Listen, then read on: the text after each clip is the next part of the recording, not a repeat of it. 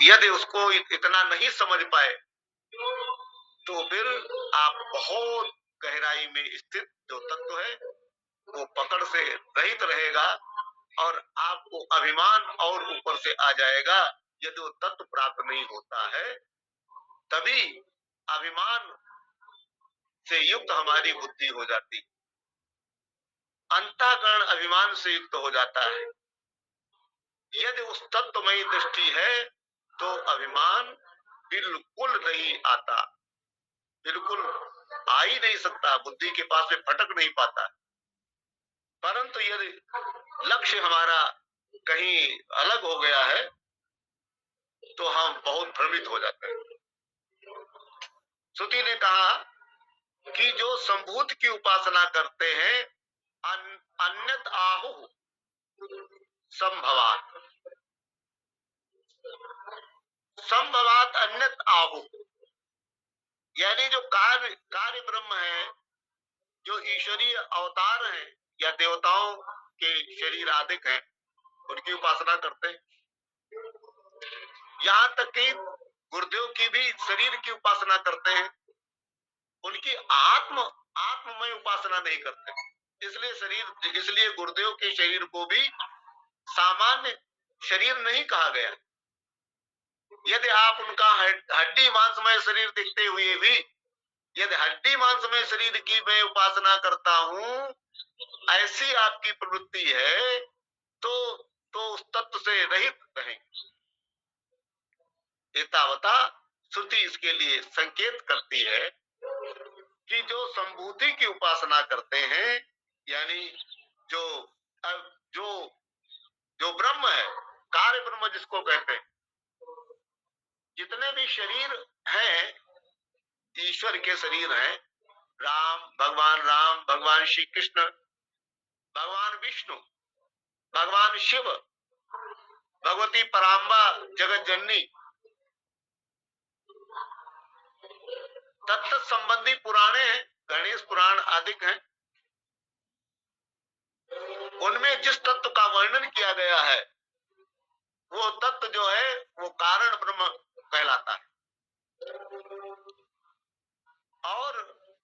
और जो अन्य देवता आदि हैं जो उस तत्व की उपासना करने के लिए शिव महापुराण में उसी को शिव तत्व कहा गया है, विष्णु महापुराण में वही व्यापक तत्व को विष्णु कहा गया है, आदि आदि से समझ लेना चाहिए। तो कारण ब्रह्म और कार्य ब्रह्म, जो कार्य ब्रह्म होते हैं वो कारण की उपासना करते हैं। इसलिए उनको शरीर संबंधी उपासना क्यों करनी चाहिए? क्योंकि अपने शरीर संबंधी अभिमान नहीं उसको होता। इसलिए अपने शरीर से गुरु की उपासना करे, शिष्य गुरु की उपासना करता है, पुत्र आदि अपने माता पिता की उपासना करते हैं। लेकिन ये जो माता पिता की उपासना करना है या अन्य प्राकृतिक पेड़ पौधों की उपासना करना है, ये असंभूति। और जो भगवान के अवतार हैं उनकी उपासना करना है या देवता आदि हैं उनकी उपासना करना है, ये अलग हो गई। इस प्रकार से सामान्य देवता जो ब्रह्मा जी से जिनकी उत्पत्ति कही जाती है, ये जो सामान्य देवता और ईश्वर के अवतार, जो ईश्वर के अवतार होते हैं, वो यद्यपि दिखता है कि सामान्य मनुष्य से ही अवतरित हुए। जैसे भगवान राम का अवतरण माता कौशल्या के गर्भ से होना बताया जाता है। भगवान श्री कृष्ण का अवतरण माँ देवकी के गर्भ से होना बताया जाता है, कहा जाता है। आप कहें क्या वो असत्य है? असत्य नहीं है, लेकिन भगवान की लीला। भगवान की लीला को हम ना तो सत कह सकते हैं ना असत कह सकते हैं।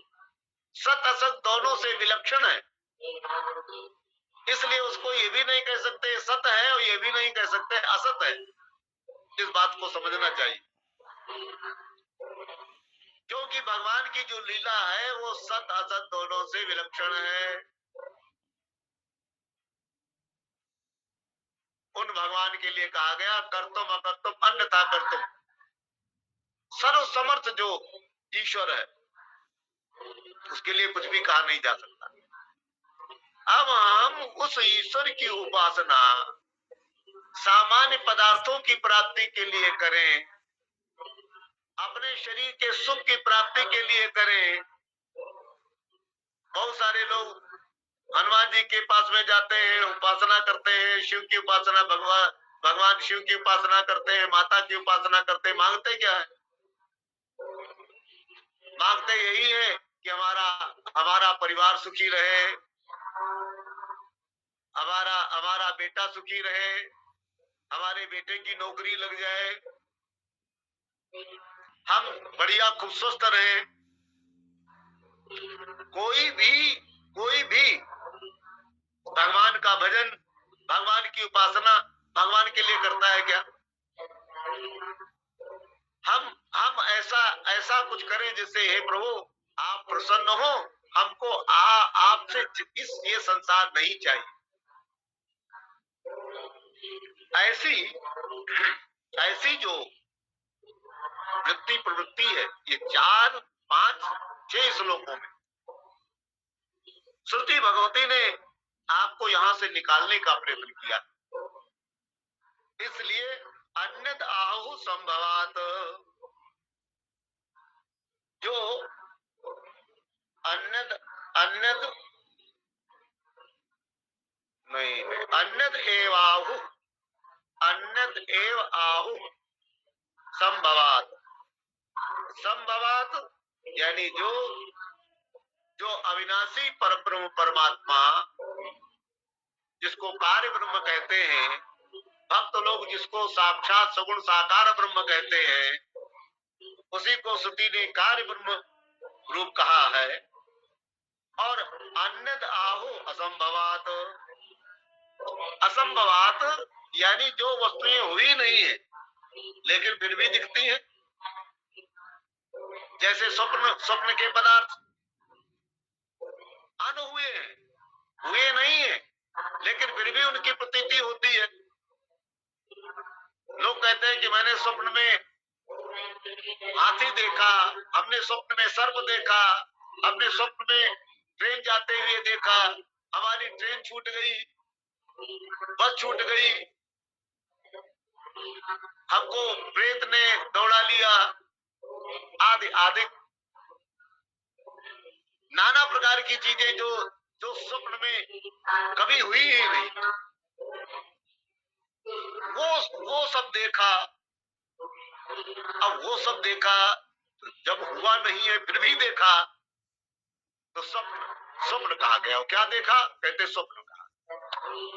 अंधेरे कमरे में सोए हुए थे, वहां कोई ट्रेन आ सकती नहीं, वहां कोई प्लेटफॉर्म था नहीं, वहां कोई शहर था नहीं, तो एक कमरा था छोटा सा, और उसमें भी आप एक चारपाई पे सोए थे, और चारपाई पर सोए हुए थे। शरीर जो सोया हुआ था वो उसकी प्रतीति नहीं हुई, और जब चित्त की वृत्ति अंदर हुई तो अंदर में वैसा साम्राज्य जो उसने जागृत अवस्था में देखा सुना भोगा आदि, उसके संस्कार, सुख दुख के संस्कार, सर्वाधिक के भय वाले संस्कार, अपने पुत्र इष्ट मित्र की प्रियता के संस्कार, वो वहां पर उदित हो जाते हैं मन में, क्योंकि मन जो है वो वासनाओं के जाल से गुथा हुआ।